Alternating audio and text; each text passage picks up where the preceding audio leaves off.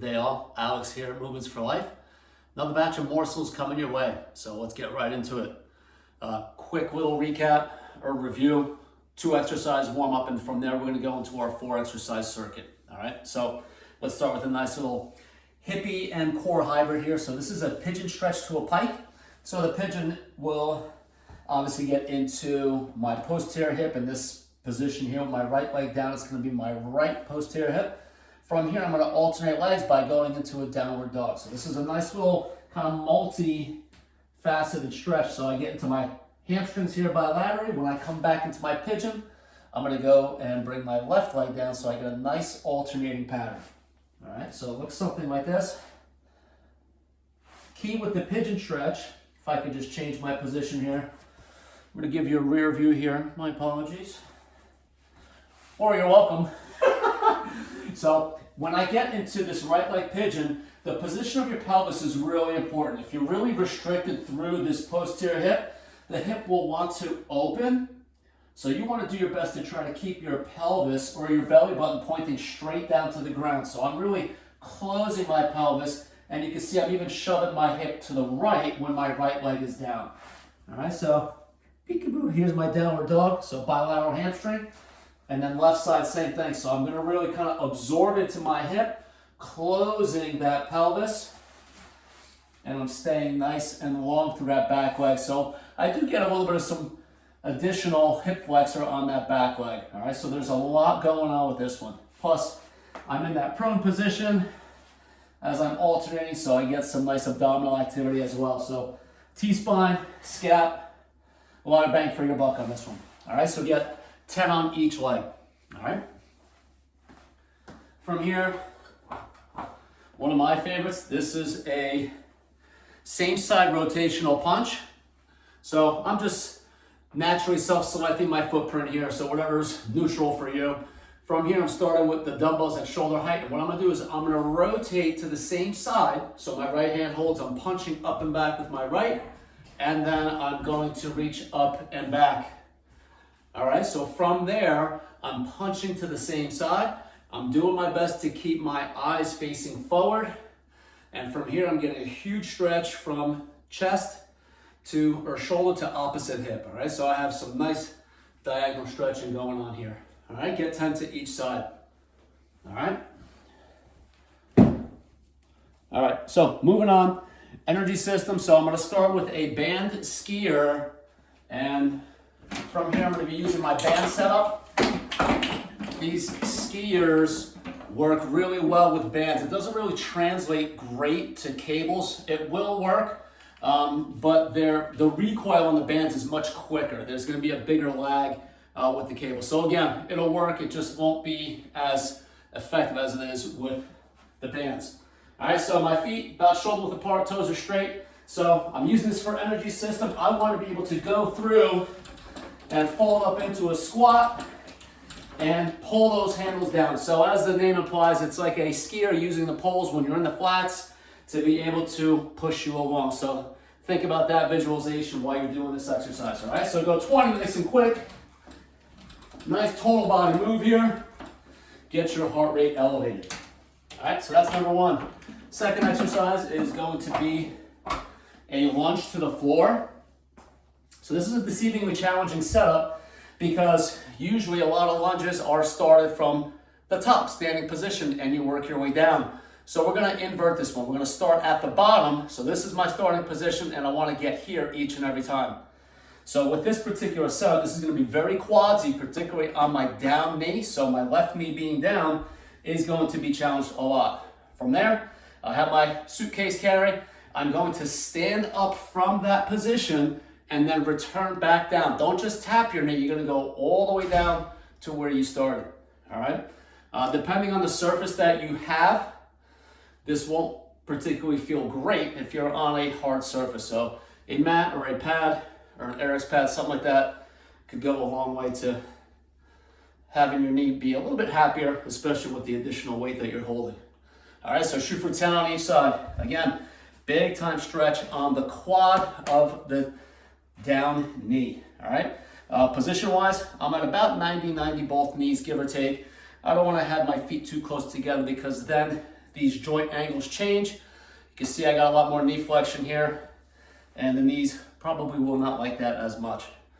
All right, so come on up, return back down. Nice controlled descent.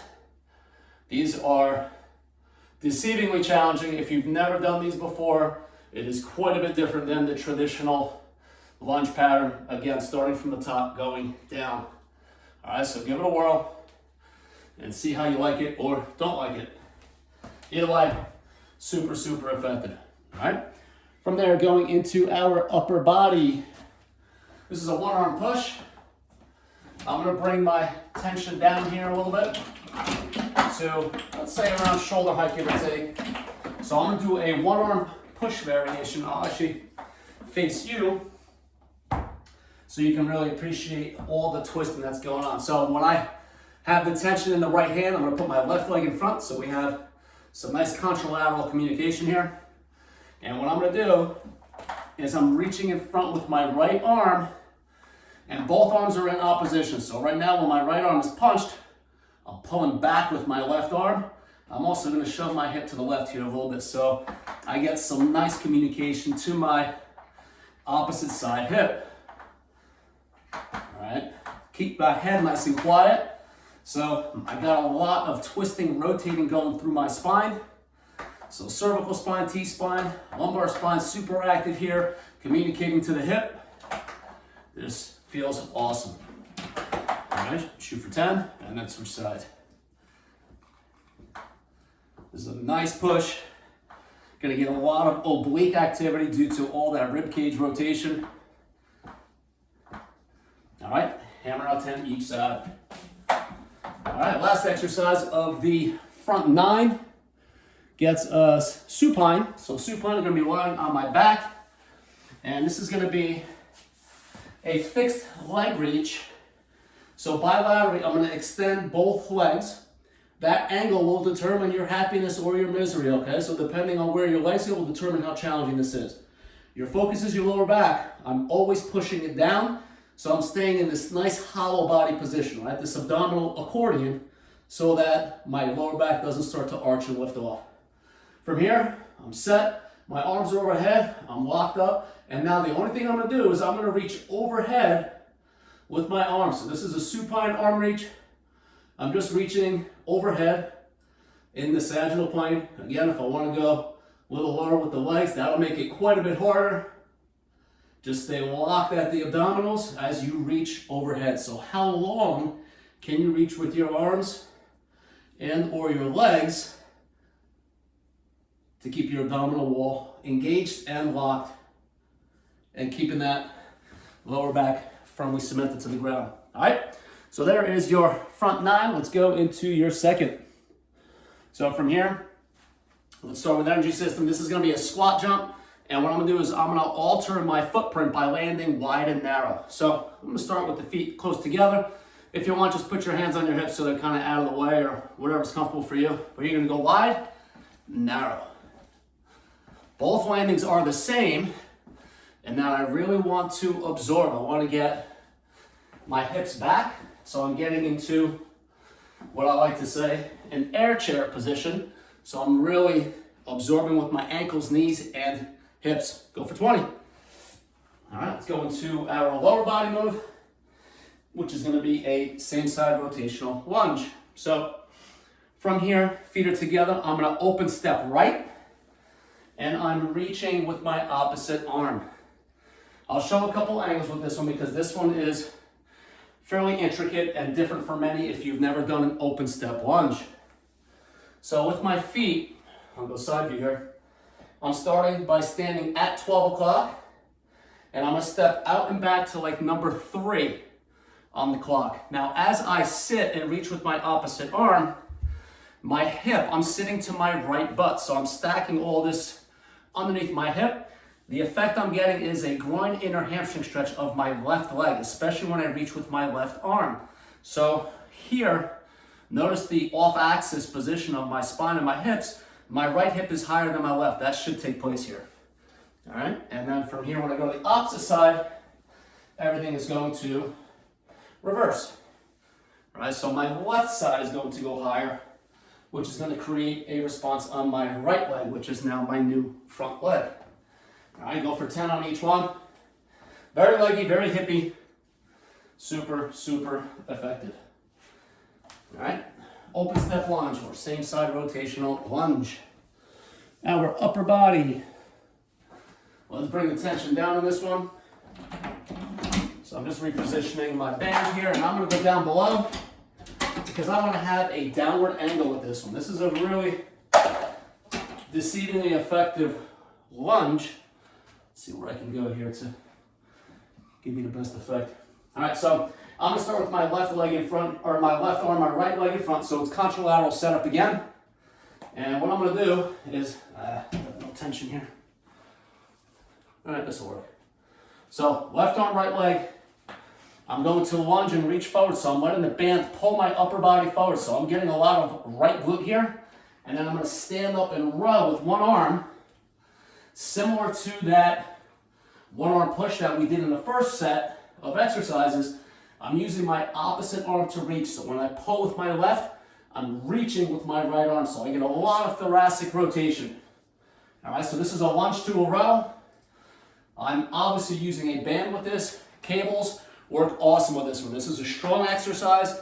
You'll be able to move a ton of weight with this one, and super, super effective. Again, I'm connecting the shoulder to the opposite hip.